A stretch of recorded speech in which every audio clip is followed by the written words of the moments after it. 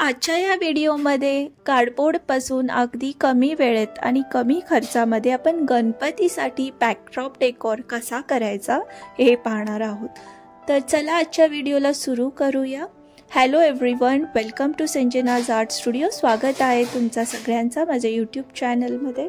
तर त्यासाठी सगळ्यात आधी इथे कार्डबोर्ड घ्यायचा आहे आणि जो काही रिक्वायर्ड शेप आपल्याला पाहिजे तो तिथे त्याच्यावरती ड्रॉ करून घ्यायचा आहे। मी इथे स्केच पेननी एक रफली जो मंदिराचा आकार असतो त्याप्रमाणे इथे ड्रॉइंग करून घेतली आहे आणि त्याच्यानंतर आपल्याला तो कटरच्या हेल्पनी कट करायचं आहे। म्हणजे कटरनी हे सगळं जे आउटलाइन आपण केलं हे कट करायचं आहे। अशा प्रकारे कटिंग झालं। जे काही एक्स्ट्रा कार्डबोर्ड आहे ते साईडला काढून घ्यायचे आणि जे आपल्याला रिक्वायर्ड शेप आहे इथे ते मिळेल। आता त्यानंतर मी इथे एक हँडमेड पेपर घेतलाय। तर आपल्याला हा पेपर याच्यावरती स्टिक करून घ्यायचा आहे। थोडासा मार्जिन ठेवू आपल्याला पेपर पण त्या शेपमध्ये कट करून घ्यायचे। तर पूर्ण कार्डबोर्डवरती अशा प्रकारे फेविकॉल लावून घ्यायचे। म्हणजे आपल्याला पेपर स्टिक करण्यासाठी इथं फेविकॉल आधी लावून व्यवस्थित तो स्प्रेड करायचे कार्डबोर्डवरती। त्याच्यानंतर हा पेपर आपल्याला स्टिक करायचे आणि जे काही आपण एक्स्ट्रा मार्जिन ठेवलेला आहे पेपरवरती त्याने तो जो एज आहे कार्डबोर्डचा तो पण आपल्याला असा कव्हर करून घ्यायचे। तर हँडमेड पेपरच्या जागी इथे तुम्ही डिरेक्टली कलरनी सुद्धा त्याला पेंट करू शकता। ॲक्रेलिक कलर्स किंवा पोस्टर कलरनी कार्डबोर्डवर तुम्ही डिरेक्टली पेंटही करू शकता। त्याच्यानंतर इथे मी काही पेपर्सचे कटआउट्स घेतलेत। तर अशा प्रकारे रेक्टँग्युलर शेपमध्ये हे कटआउट्स मी पेपर्सचे घेतलेत। आता हे कटआउट्स आपल्याला ह्याच्यावरती स्टिक करायचं आहे आणि इक्वल डिस्टन्स म्हणजे प्रत्येक कटआउटमध्ये इक्वल डिस्टन्स ठेवून आपल्याला ते स्टिक करून घ्यायचे आहे।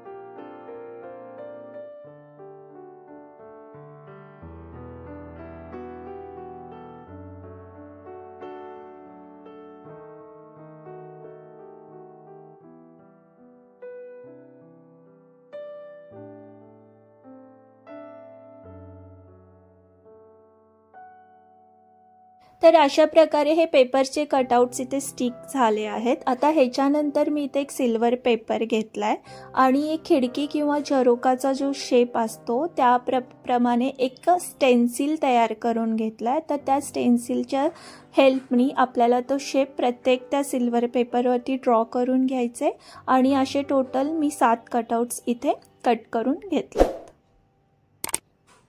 तर तुम्ही पाहू शकता अशा प्रकारे हे जे कटआउट आहे रेडी आहे आणि असे टोटल 7 आता इथे रेडी आहेत।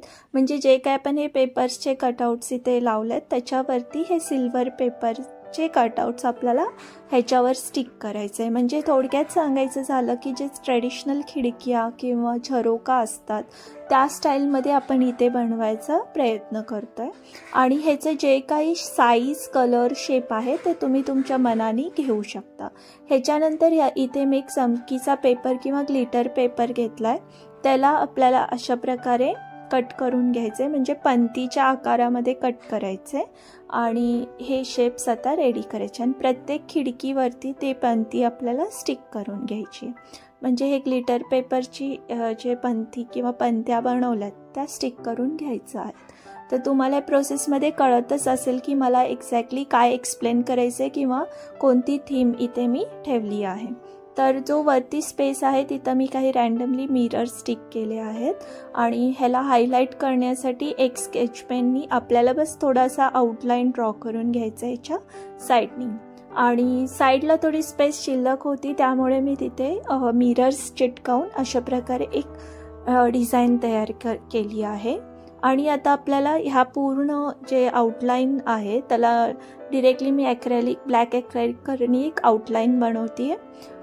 तुम्ही इथे परत तो स्पेसिफिक असं ब्लॅक नाही पण कोणताही कलर घेऊन तुम्ही तो आउटलाईन पूर्ण करू शकता। आणि जसं की मी आधी पण सांगितले की साईज ह्याची जी साईज असेल किंवा कलर असेल तो तुम्ही तुमच्या मनाप्रमाणे किंवा तुमच्या आवडीच्या थीमनुसार ते कलर चूज करू शकता। त्यामुळे मी ते साईजेस वगैरे काय मेन्शन केले नाही आहेत। बस फक्त एवढं लक्षात ठेवायचं की आपल्याला डिस्टन्स इक्वल ठेवायचे प्रत्येक खिडकी किंवा त्याचे प्रत्येक कटआउट्समधला। अशा प्रकारे डेकोर वर्क पूर्ण कंप्लीट झालेलं आहे। आता ह्याच्यानंतर शेवटची स्टेप म्हणजे आपल्याला होल्स पाडून घ्यायचे। जिथे जिथे आपण पणती स्टिक केली आहे तिथे असे होल्स पाडायचे आहेत आणि लाईट म्हणजे ही जी लाईट असते तर ते बल्ब्स पूर्ण त्या होल्समध्ये अशा प्रकारे स्टिक करून घ्यायचे आहेत आणि पूर्ण कडेने आपण त्या लाईटच्या माळेला स्टिक करणार आहोत आणि शेवटी त्याचा इफेक्ट दिसेलच। तर अशा प्रकारे अगदी कार्डबोर्डपासून सोप्या पद्धतीने कमी वेळेत कमी खर्चात बनवलेला आपला हा बॅकड्रॉप डेकोर तयार झालेला आहे। हा व्हिडिओ आवडला असेल तर लाईक शेअर सबस्क्राईब नक्की करा आणि मला कॉमेंट करून नक्की सांगा। Thanks for watching. Bye bye.